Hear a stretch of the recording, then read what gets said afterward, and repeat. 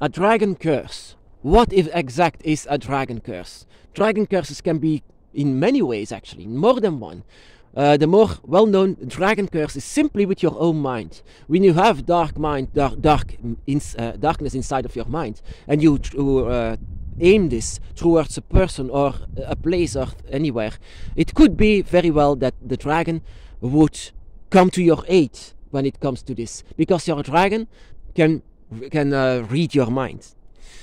But this is actually not the kind of curse I was talking about, that I want to talk about. This curse was something that came over me, actually.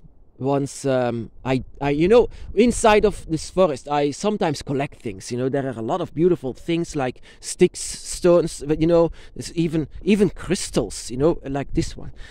This one is a very beautiful one. Back in the day, there was an ocean here, and it made the stones have this white on it, more like some kind of a crystal, like crystallizing these stones, and it's very, very beautiful. And I have a lot on my dragon altar from these little stones, because it's simply beautiful. I love it, and I donate this to the dragon, and this is from then on the dragon's property. This is for the dragon. I give this to him, and this energy of the forest inside of it. So that is actually something that I do a lot. I collect a lot of things and I give it to my dragon. I sometimes as well I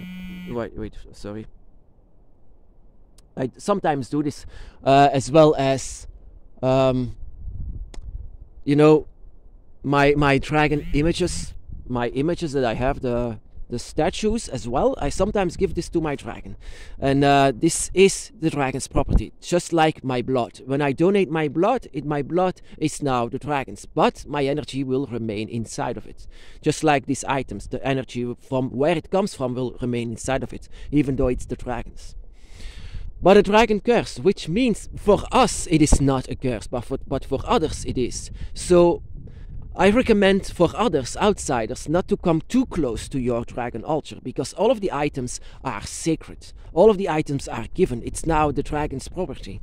Only you can come close to your dragon altar and touch all of the things, because you are the one that gave it to him, or her. I mean, whatever your dragon might be, whatever you give to the dragon will always remain to be the dragon's property.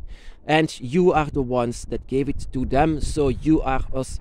It's your altar, it's your thing, Whenever you give something to the dragon, it becomes blessed for you, but cursed for others. These are blessed items, draconic blessings. Draconic blessings also means that it could be very much protected, which means a dragon curse in another way.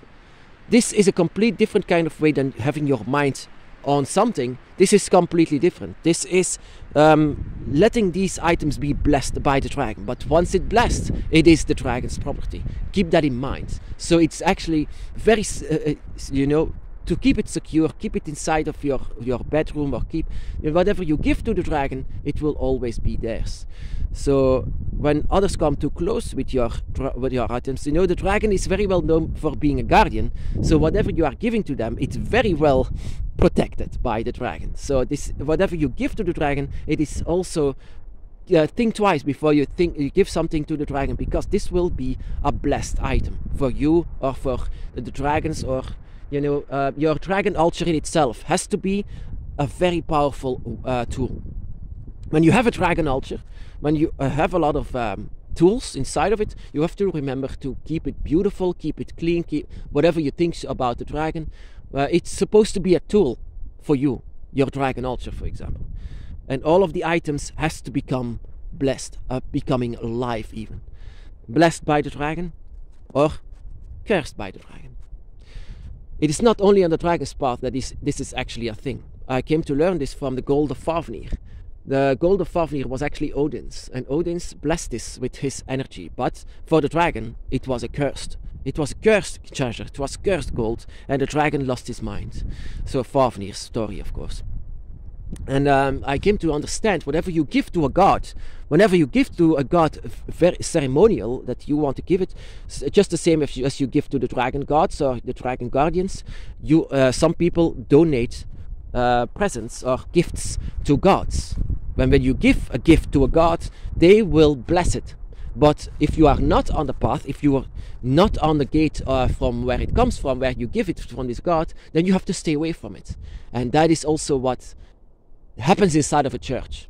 Inside of a church you can see a lot of gold and a lot of wealth, but it's being given to a god that is not your gate. So these items inside of a church or inside of somewhere else, a place of worship that is not the dragon, that is better to stay away from, because all of these items, all of this gold in this case, all of this will be cursed for you.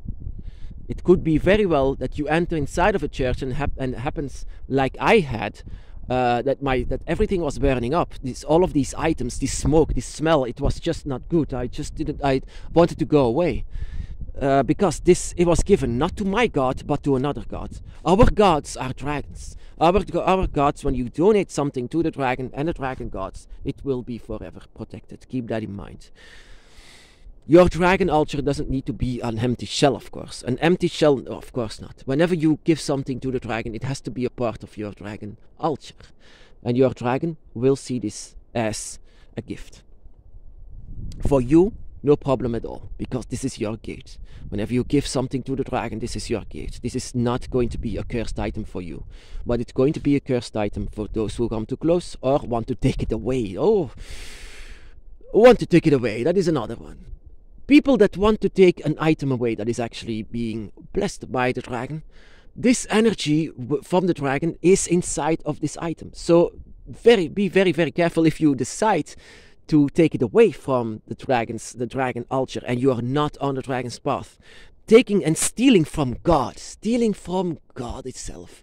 That is what happens when you take something away from a dragon altar or something that you gave to the dragon. If you steal it, if you steal from a god, this has consequences, because this is stealing from one of the highest energies. The dragon gods are the elements. So if someone that is not on the dragon's path wants to take it away, then this curse will eventually be known very much. And this curse can be the darkest of energy. That is why I don't like to enter a church. That is why I don't like to enter anything that is being worshipped, another god that is being worshipped, because we have a different kind of god. We have a different kind of energy, different kind of angels, different kind of guardians. Our gate is very specific to the dragons. But if you want to give something to the dragon, keep in mind that this is not going to be an empty shell. I don't like to have death on my dragon altar. Not death, not epicness, not all of these stories. I don't need that. That doesn't remind me of my dragon.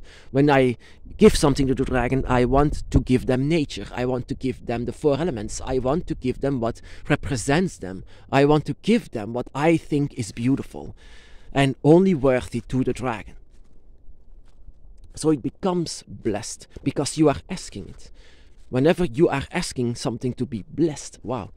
You know, I had this green medallion back in the day, and I asked to bless it. And for that moment, I gave it away to someone else. But I gave something that is blessed to someone else, that is actually cursed for someone else. And that is where I learned that you cannot give something that is blessed by the dragon to someone else. It belongs to them. So, in a way, as well as you are the only one that can touch it. You are the only one that can be trusted.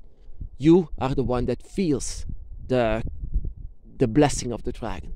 Or, in other ways, the curse of the dragon. The dragons are always being seen as something so dark and negative. Well, actually, that is because there are not a lot of us that are on the dragon's path. But those who are, the dragon will be blessing you as well. And when someone is taking you away, well, that is just the same thing. You are not the property of them, but you are belonging into the dragon's eye. You are as well the only one that can give something to the dragon. The other ones, this will be an empty shell.